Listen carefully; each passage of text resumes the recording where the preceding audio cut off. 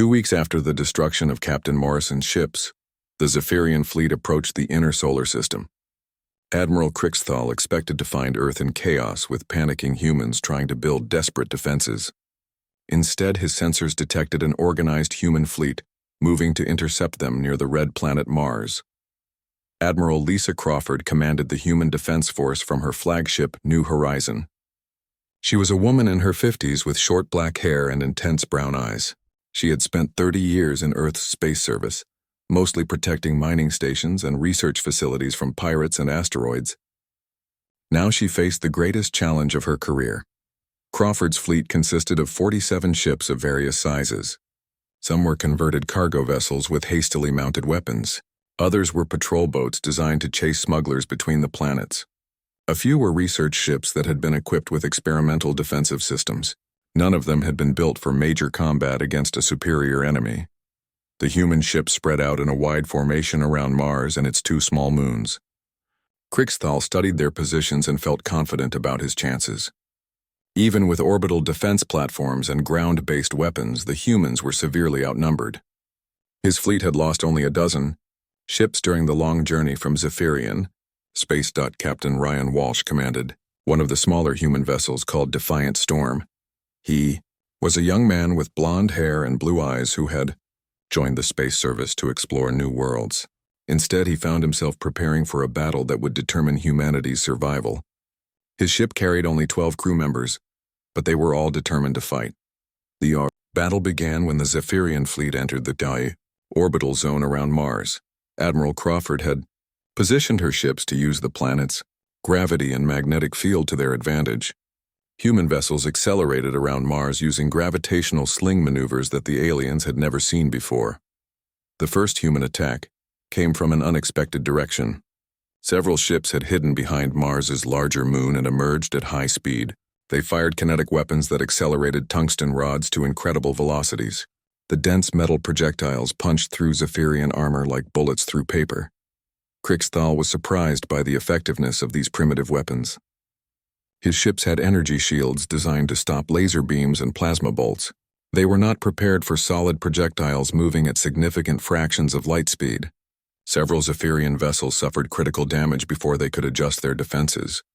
The human ships moved in 3-dimensional patterns that confused the alien gunners. They dove below and above the orbital plane, using Mars's atmosphere to change direction quickly. Some ships fired nuclear-powered engines to achieve acceleration that should have crushed their crews. Somehow the humans survived forces that would kill most other species. Captain Susan Blake commanded a modified research vessel called Deep Explorer. She was a slim woman with red hair who specialized in studying alien technology. Her ship carried sensors that could analyze enemy weapons and defenses in real time. She transmitted this information to other human vessels, helping them target weak points in Zephyrian armor. The aliens fought back with powerful energy weapons and guided missiles. They had superior firepower and stronger defensive systems. Human ships exploded one after another as the battle continued. Admiral Crawford watched her fleet being slowly destroyed, but her crews never stopped fighting. The turning point came when Captain Walsh volunteered for a desperate mission. His ship Defiant Storm had been badly damaged and was losing power. Instead of retreating, Walsh accelerated directly toward the Zephyrian command ship. He planned to ram the alien flagship and destroy its bridge. Crixthal realized what the human was attempting and ordered all weapons to focus on the approaching ship. Energy beams and explosive shells tore through Defiant Storm's hull. The human vessel caught fire and began to break apart. But Walsh kept his ship on course through sheer determination. In his final moments, Walsh opened a communication channel to the entire human fleet. He told them to remember Earth and all her children. He said that humanity would never surrender to alien invaders. Then Defiant Storm struck the Zephyrian flagship, and both ships disappeared in a massive explosion. The loss of their command ship shocked the Zephyrian fleet. Many of their officers had been killed and their communication systems were disrupted.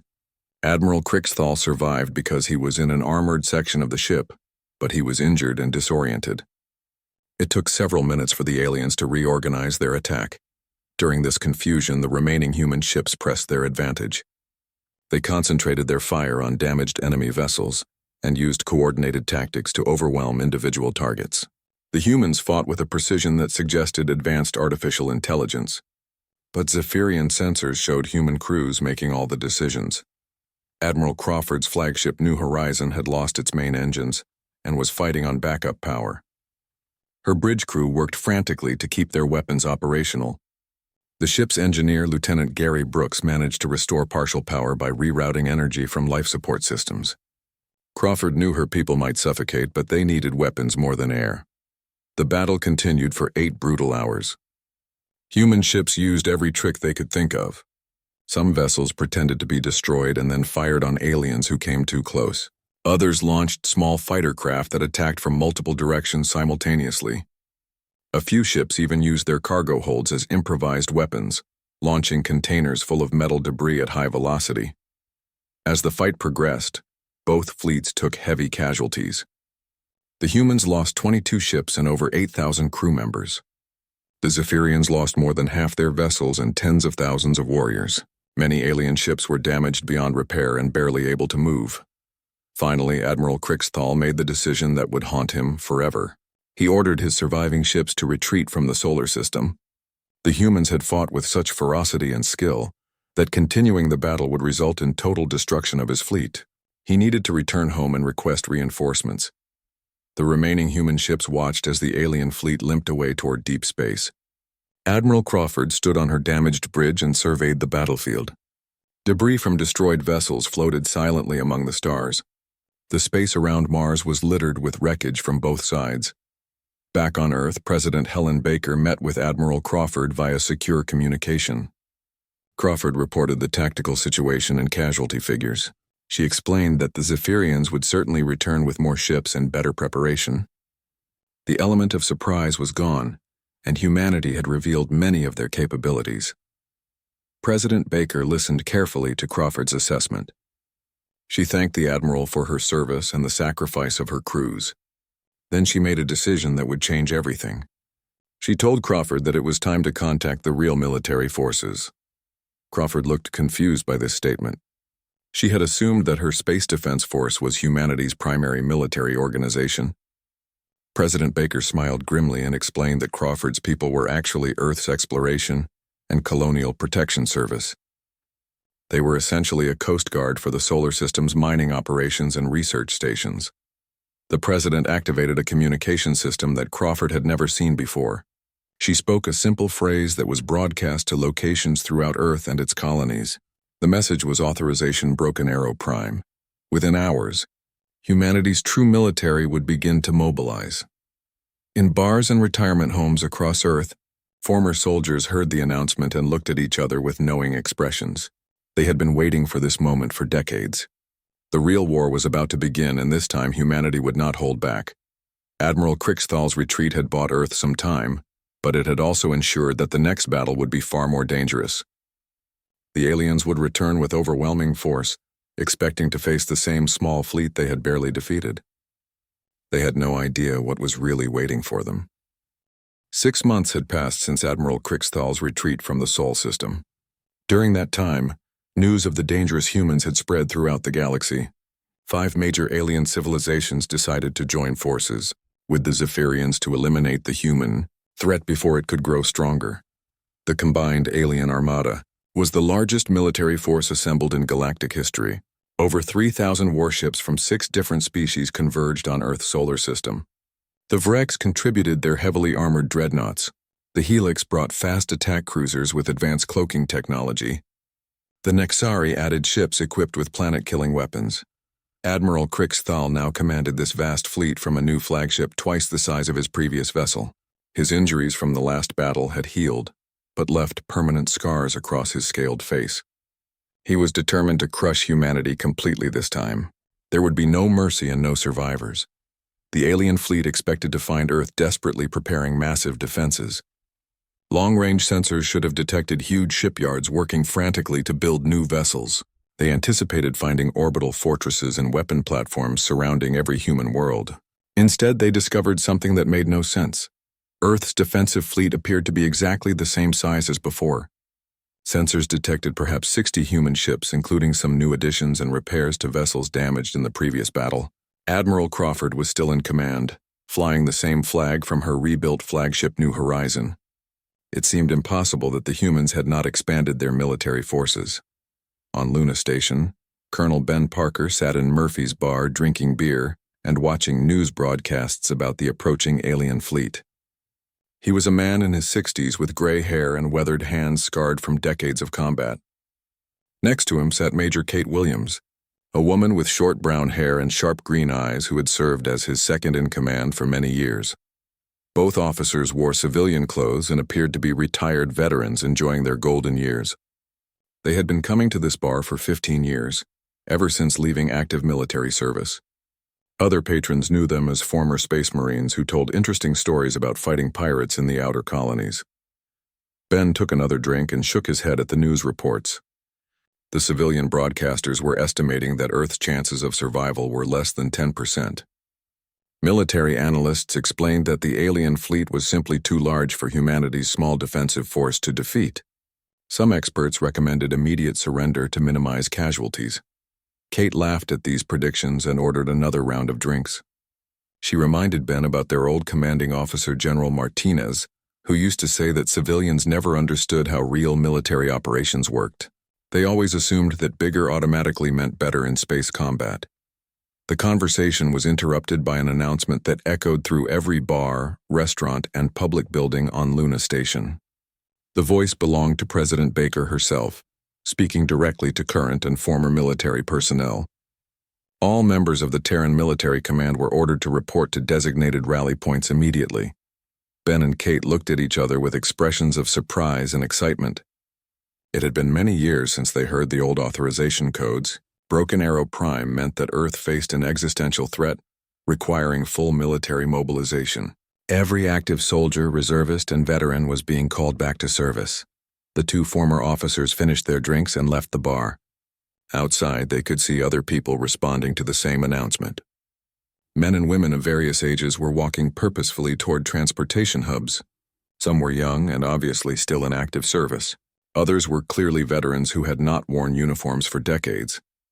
At the spaceport, Ben and Kate joined hundreds of other personnel boarding military transports.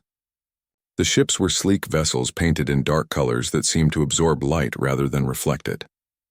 These were not the same type of craft used by Admiral Crawford's exploration service. They looked more dangerous and moved with predatory grace. During the flight to Earth, Kate explained the situation to some younger soldiers, who seemed confused about the chain of command. She told them that Admiral Crawford's Earth Defense Force had never been Earth's military. They were the Space Exploration and Colonial Protection Service, essentially a Coast Guard for the solar system. The real Terran Military Command had been established over a century ago, when humanity first detected signals from other star systems. Military planners assumed that eventually humans would encounter hostile alien species. They began preparing for interstellar warfare while most civilians focused on peaceful exploration and trade. The military had been built in complete secrecy using resources from asteroid mining and deep space, manufacturing facilities. Most Earth governments knew about the project but kept it classified to avoid panic among civilian populations. Only a few thousand people outside the military knew about humanity's true defensive capabilities. Ben explained to the younger soldiers that Earth maintained 700 active combat regiments plus 300 reserve divisions. In addition, there were approximately 50 million military veterans who could be recalled to active duty during major emergencies. The force that had fought the Zephyrians represented less than 1% of humanity's actual military strength. When their transport arrived at Earth, Ben and Kate were amazed by what they saw. The planet's surface had been completely transformed during the 6 months since the last battle.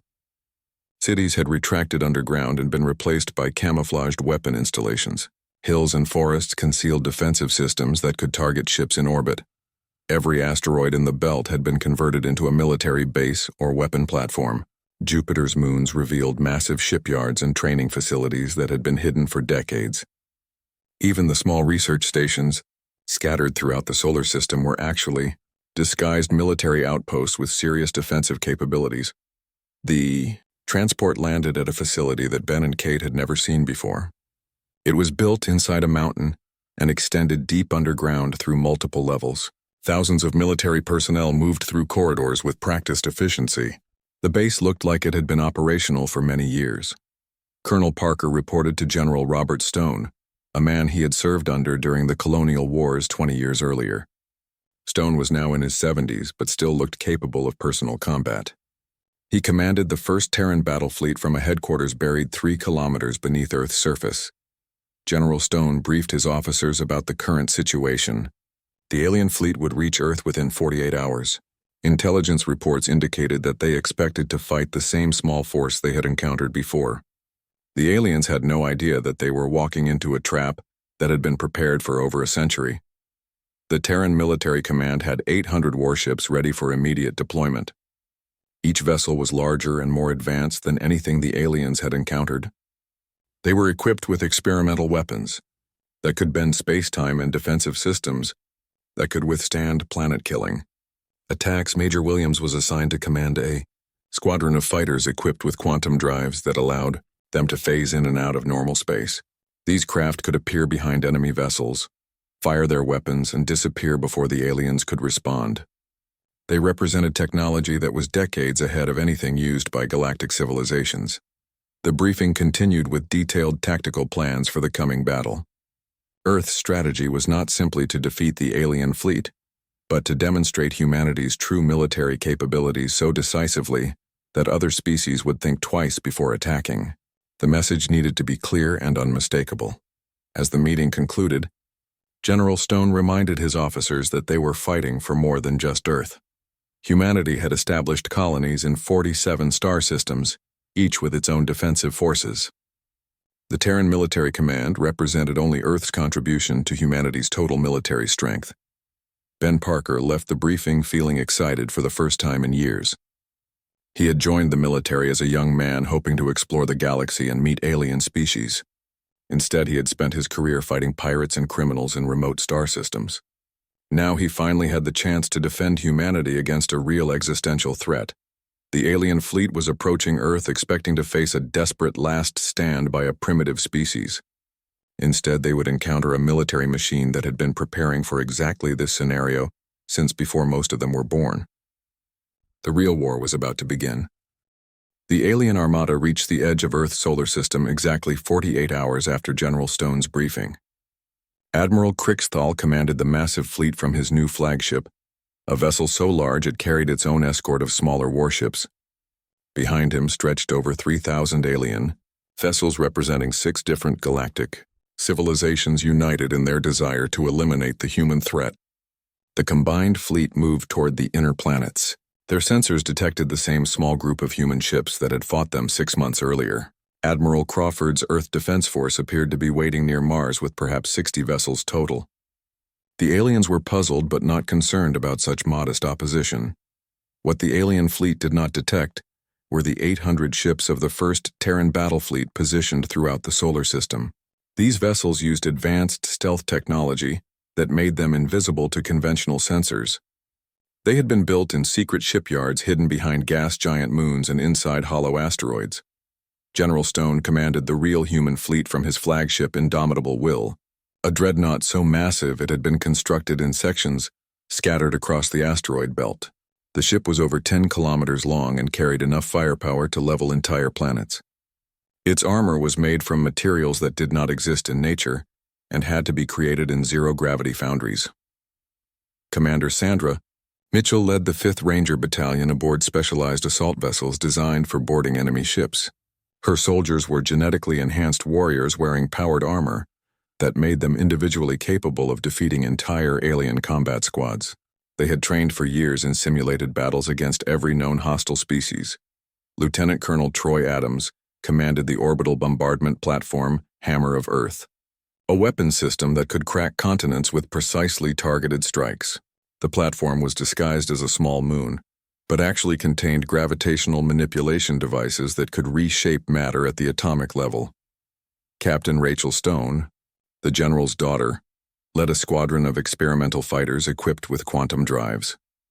Her pilots could phase their ships in and out of normal spacetime, appearing behind enemy vessels to deliver devastating attacks before vanishing again. The technology was so advanced that even human scientists did not fully understand how it worked. The alien fleet approached Earth confident in their overwhelming numerical superiority. They had learned from the previous battle and brought specialized weapons designed to counter human tactics. Their formation spread across millions of cubic kilometers of space to prevent the humans from concentrating their attacks. Admiral Crixthal opened communications with Admiral Crawford, demanding immediate surrender of all human colonies. He explained that resistance was futile against such a massive force. The aliens offered to spare civilian populations if the human military submitted without fighting. It was the same ultimatum they had given to dozens of other species. Crawford responded that humanity refused to surrender and would defend Earth with every resource at their disposal. She thanked the Admiral for his offer but explained that humans preferred freedom to slavery. Her response was transmitted on open frequencies, so that every ship in both fleets could hear her words. The alien attack began with a bombardment, designed to destroy Earth's orbital defenses and industrial facilities. Thousands of missiles and energy beams converged on the planet's major cities and spaceports. The aliens expected to see massive explosions and burning ruins that would demoralize human resistance. Instead, their weapons struck empty space or harmless decoy targets. Earth's cities had retracted underground months ago and been replaced with sophisticated holograms that looked real from orbit. The planet's surface was now covered with camouflaged weapon installations that emerged from seemingly innocent hills and forests. The real surprise came when General Stone activated the first Terran battle fleet. 800 human warships suddenly appeared throughout the solar system as their stealth systems shut down. The aliens found themselves surrounded by vessels that made their own ships look primitive by comparison. Human dreadnoughts emerged from behind Jupiter's moons, their hulls glowing with barely contained energy. Cruiser squadrons materialized near Saturn's rings, already moving at attack velocity. Destroyer flotillas appeared inside the asteroid belt, using the debris field to mask their approach vectors until the final moment. The Terran ships moved through space with fluid grace that seemed almost alive. Their crews had been trained from childhood in zero-gravity combat and three-dimensional tactical thinking.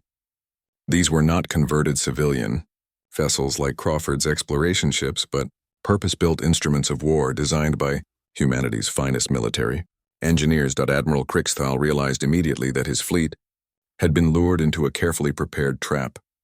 The humans had deliberately shown weakness during the previous battle to make the aliens overconfident. Now the real human military was revealing capabilities that far exceeded anything the galaxy had seen before. The battle began in earnest when Captain Stone's fighter squadron launched their first attack. The small human craft phased in and out of normal space like ghosts, appearing behind alien vessels to deliver precisely targeted strikes before disappearing again. Enemy ships exploded without their crews ever seeing what hit them.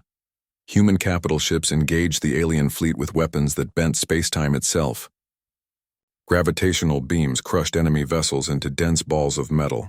Quantum torpedoes created miniature black holes that consumed everything within several kilometers.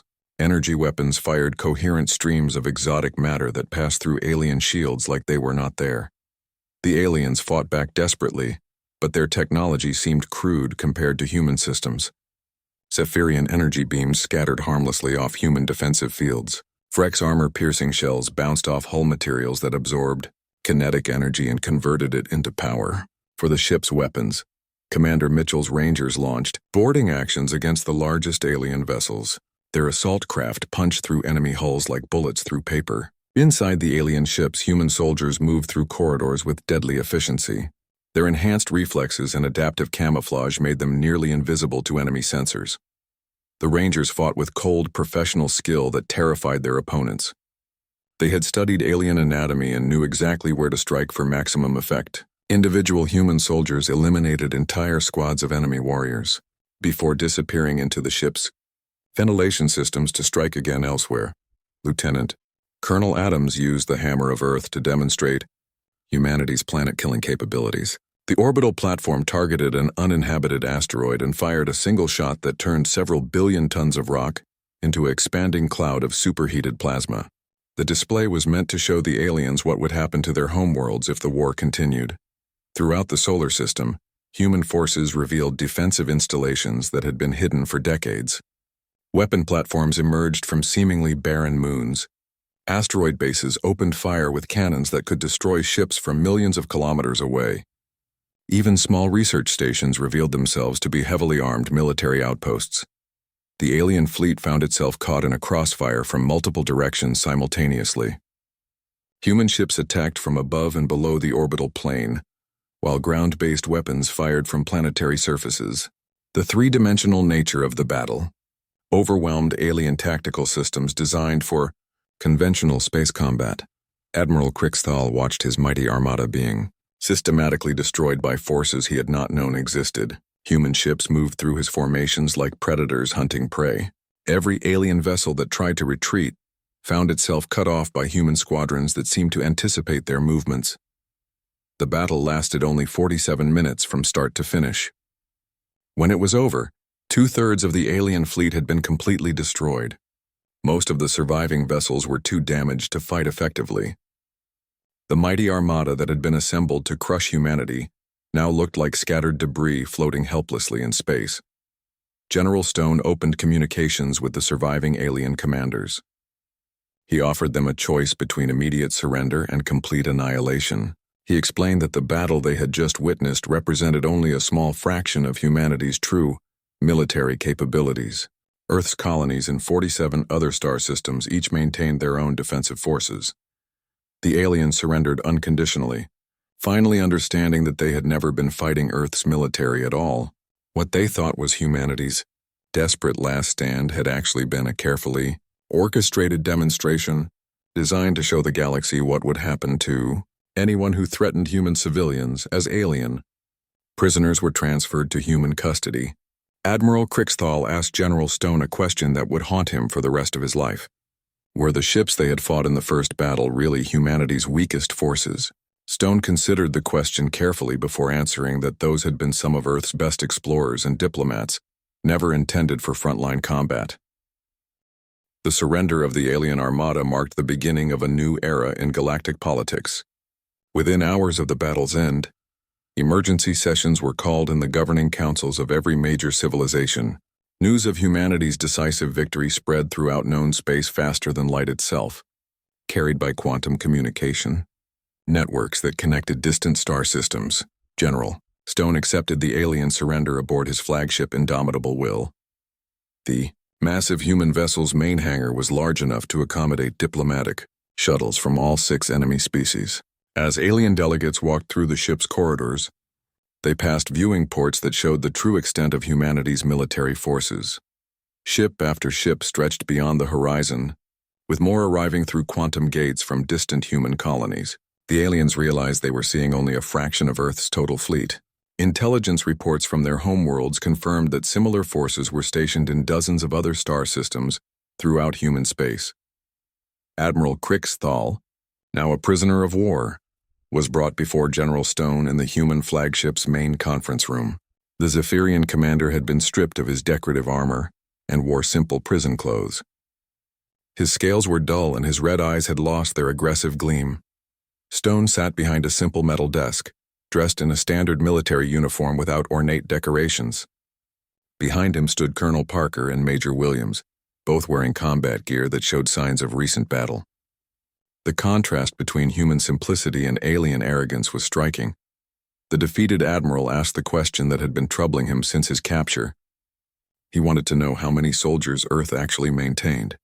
Stone considered the question seriously before providing an answer that shook the alien to his core. Earth's active military consisted of approximately 200 million personnel, Stone explained. Including reserves and veterans who could be recalled to service, the total number reached nearly 2 billion trained soldiers. But that represented only Earth's contribution to humanity's overall defensive capabilities. Human colonies in 47 star systems each maintained their own military forces. Some were larger than Earth's due to their location near potentially hostile alien territories. Others specialized in specific types of warfare, such as asteroid belt combat or gas giant operations. The total human military probably numbered over 5 billion active personnel. Admiral Krixthal struggled to comprehend numbers so large. His own Zephyrian Empire had conquered 17 star systems using military forces that totaled perhaps 50 million warriors. The idea that a single species could field armies 100 times larger seemed impossible. Stone explained that humanity had been preparing for interstellar warfare for over 3 centuries. Early astronomers had detected radio signals from alien civilizations and realized that eventual contact was inevitable. Military planners assumed that some of those alien species would be hostile and began building defensive forces accordingly. The human approach to military planning was based on worst-case scenarios rather than optimistic assumptions. They prepared for enemies who might have superior technology, overwhelming numbers, or completely alien ways of thinking. Every human colony was designed to be self-sufficient and capable of independent defense. Colonel Nathan Hughes, commander of the Marine Boarding Forces, joined the conversation to provide additional details about human military capabilities. He explained that the soldiers who had captured alien vessels represented only specialized assault troops. The majority of human forces were stationed on planets and space stations throughout their territory. Hughes described the training programs that produced human soldiers. Children in military families began learning combat skills before they could walk properly. Schools in frontier colonies included mandatory courses on weapons handling and small unit tactics. By the time they reached adulthood, most humans had at least basic military knowledge. The conversation was interrupted by the arrival of Captain Susan Blake, the former Earth Defense Force officer, who had survived the first battle with Admiral Kriegsthahl. She had been selected to serve as humanity's first ambassador to the Galactic Council, representing Earth in negotiations with other civilizations. Blake explained to the alien prisoners that humanity's primary goal remained peaceful coexistence with other sentient species. The devastating military demonstration had been necessary to establish credible deterrence against future aggression. Now that the galaxy understood humanity's capabilities, hopefully diplomacy could replace warfare. She offered the defeated aliens a choice between continued conflict and peaceful cooperation. Human colonies were willing to trade with alien civilizations and share certain technologies that could benefit everyone. But any future attacks on human territory would be met with overwhelming retaliation. Admiral Kriegsthahl asked about the fate of his surviving crews and damaged ships. Blake explained that wounded alien personnel were receiving medical treatment alongside injured human soldiers. Damaged vessels would be repaired, using human facilities, and returned to their homeworlds, along with their crews. This generous treatment surprised many of the alien prisoners who had expected execution or permanent imprisonment. Blake explained that humanity's military doctrine emphasized minimum necessary force to achieve political objectives. The goal was to end conflicts quickly rather than inflict maximum casualties on defeated enemies. The formal surrender ceremony took place in the main hangar of General Stone's flagship. Representatives from all 6 alien species signed documents acknowledging defeat and agreeing to end hostilities against human territory. The ceremony was broadcast throughout the galaxy so that other civilizations could witness humanity's response to aggression. During the ceremony, Stone made a brief speech that became known throughout the galaxy as the Terra Doctrine. He explained that humanity sought friendship with all sentient species, but would never again be unprepared for those who chose war. The choice between peace and conflict would always belong to other civilizations. He reminded the assembled aliens that what they had witnessed was not humanity's full military strength, but rather a limited response appropriate to the threat they had posed. Human colonies maintained much larger forces for defending against more serious dangers. The galaxy contained many mysteries, and humanity intended to be ready for all of them. After the ceremony, alien delegates were given tours of selected human facilities to help them understand the scope of humanity's preparations. They visited shipyards where vessels larger than their flagships were under construction. They saw training facilities where human soldiers practiced fighting in environments that ranged from Arctic worlds to gas giant atmospheres. The most impressive stop was the strategic command center buried deep beneath Earth's surface. Here, human planners coordinated defensive preparations across dozens of star systems. Holographic displays showed real-time status reports from military installations throughout human space. Admiral Kriegsthahl realized that the small Earth Defense Force ships that had first resisted his invasion had been exactly what they claimed to be. They were exploration vessels and system patrol craft, never intended for major combat operations. Their crews had fought with such determination because they were buying time for the real military to mobilize. The final revelation came when the alien delegates were shown the quantum gate network that connected human colonies across the galaxy. Within hours of any attack on human territory, reinforcements could arrive from dozens of other star systems. No human world would ever have to face invasion alone. As the alien fleets prepared to return to their home worlds, Captain Blake addressed them one final time. She explained that humanity was entering a new phase of galactic involvement. Earth would no longer hide its capabilities or pretend to be a weak species, struggling to survive among more advanced civilizations.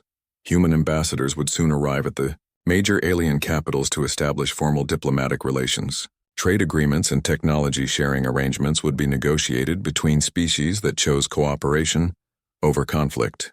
But the galaxy now understood what would happen to anyone who threatened human civilians.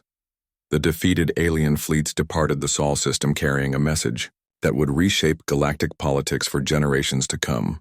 Humanity had revealed itself as the dominant military power in known space, but had chosen to use that power to establish peace rather than conquest. In the months that followed, alien civilizations throughout the galaxy reconsidered their assumptions about the small blue planet in the Sol system. The species they had dismissed as primitive newcomers was actually the most powerful military force they had ever encountered. The Galactic Council formally invited humanity to join as a permanent member with full voting rights. Other species sought trade agreements and defensive alliances with the humans. The galaxy had learned a fundamental lesson about the dangers of underestimating an opponent based on first impressions. Earth's true nature was finally revealed, and the galaxy would never be the same again. Admiral Crixthal stood on the bridge of his massive warship and looked at the small blue planet on his screen. The planet called Earth seemed so tiny and weak. His ship was 10 times bigger than anything those humans had ever built. Behind him floated 200 more Zephyrian war vessels, each one packed with deadly weapons and skilled warriors. The Zephyrians had been watching Earth for many months now. They had intercepted human radio signals and television broadcasts. They saw humans fighting each other with simple guns and flying around in primitive metal aircraft. These creatures used chemical rockets to barely reach their own moon. They seemed like perfect slaves for the great Zephyrian Empire. Crixthal had conquered 17 star systems in his long career. Each time it was the same story. His fleet would arrive, demand surrender, and the local species would either submit immediately or fight a brief, hopeless battle before giving up. The humans would be no different. They might be amusing for a few hours before they begged for mercy. A communication signal came through from the human vessels approaching their position near the gas giant Jupiter. 3 small human ships moved toward the Zephyrian fleet. The lead ship sent a message asking for peaceful dialogue. Crixthal almost laughed out loud. Captain Jake Morrison commanded the human ship called Liberty's Edge. He was a tall man with gray hair and calm blue eyes. He had served in Earth's Space Force for 25 years. When Earth detected the alien fleet entering their solar system, Morrison volunteered to lead the first contact mission. He knew it was dangerous, but someone had to try talking first. Morrison's ship docked with the Zephyrian flagship. He walked through the alien corridors with 2 other officers. The Zephyrians were large lizard-like creatures with sharp teeth and glowing red eyes. They wore elaborate armor covered in strange symbols. Morrison tried to stay calm even though his heart was beating fast. The meeting took place in a vast chamber aboard the Zephyrian ship. Admiral Crixthal sat on a throne-like chair surrounded by his officers. He was bigger than the others, with scars across his scaled face and gold decorations on his armor. When Morrison entered, Crixthal looked down at him like he was studying an interesting insect. Morrison spoke first. He explained that humanity was peaceful and wanted to learn about other species in the galaxy. He offered to share scientific knowledge and establish trade relationships. He suggested that both species could benefit from friendship and cooperation. Crixthal listened to Morrison's words and then began to laugh. It was a harsh sound that echoed through the chamber. The other Zephyrians joined in, making cruel hissing sounds. Morrison felt his face turn red, but he kept his expression calm and professional. The Zephyrian admiral stood up from his throne and walked closer to Morrison. He was almost twice as tall as the human captain. His breath smelled like sulfur and rotting meat. When he spoke, his voice was deep and threatening. Krixthal explained that the Zephyrian Empire had been conquering worlds for over 1,000 years. Humans would become slaves like all the other weak species they had defeated. Earth would provide workers for their mines and factories. Human children would be raised as servants. There would be no negotiation and no compromise. Morrison took a deep breath and replied that humanity could not accept those terms. He suggested that the aliens reconsider their position. Perhaps they could find a way to coexist peacefully. The galaxy was big enough for everyone. This made Krixthal even more amused. He walked around Morrison in a circle, studying the human from different angles. He commented that humans were even more foolish than he had expected. Did Morrison really think his tiny species could resist the mighty Zephyrian Empire? Their 3 little ships against 200 warships. Morrison remained calm and polite. He requested 1 hour to consult with his government before giving a final answer. Krixthal agreed, thinking it would be entertaining to watch the humans panic and beg. He gave Morrison exactly 60 minutes. Back aboard his ship, Morrison immediately contacted his communications officer, Lieutenant Amy Carter. She was a young woman with red hair and sharp green eyes. She had been monitoring alien transmissions since their arrival and had learned some of their language. Morrison gave her a coded message to send back to Earth. The message was simple but important. Contact Protocol 7 meant that peaceful contact had failed and hostile action was expected. Multiple hostiles indicated the size of the threat. Garden Party was a special code that only a few people on Earth would understand. Amy sent the message using a tight beam transmission that the aliens could not intercept. The hour passed quickly. Morrison spent the time reviewing tactical data about the Zephyrian ships. His science officer reported that their weapons were powerful, but their technology seemed old-fashioned. Their ships were big but not very fast. This information might be useful later. When the time was up, Morrison returned to the Zephyrian flagship. Krixthal asked for humanity's decision. Morrison stood straight and looked directly into the alien admiral's red eyes. He said that Earth refused to surrender and would defend itself against any attack. Krixthal roared with anger and amusement. He declared that Morrison had signed his species' death warrant. The Zephyrian fleet would destroy every human ship and then bombardment Earth cities until the survivors begged for mercy. It would be a lesson for other species who dared to resist. Morrison was escorted back to his ship under guard. As soon as he was aboard, the Zephyrians opened fire.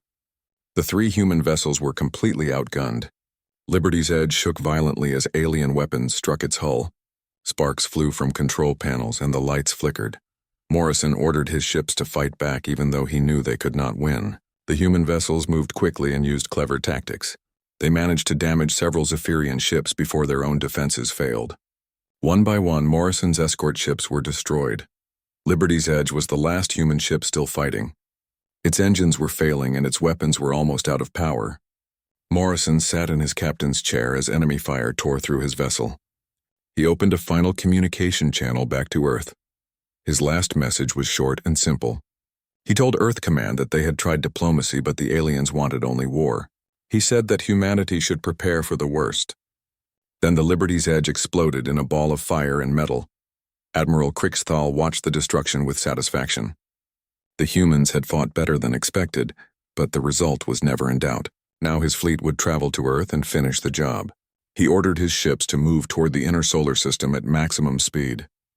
The Zephyrian admiral was confident that Earth would fall within days. He had no idea that Amy Carter's coded message had already reached its destination. Deep beneath Earth's surface, ancient protocols were being activated. The real war was about to begin.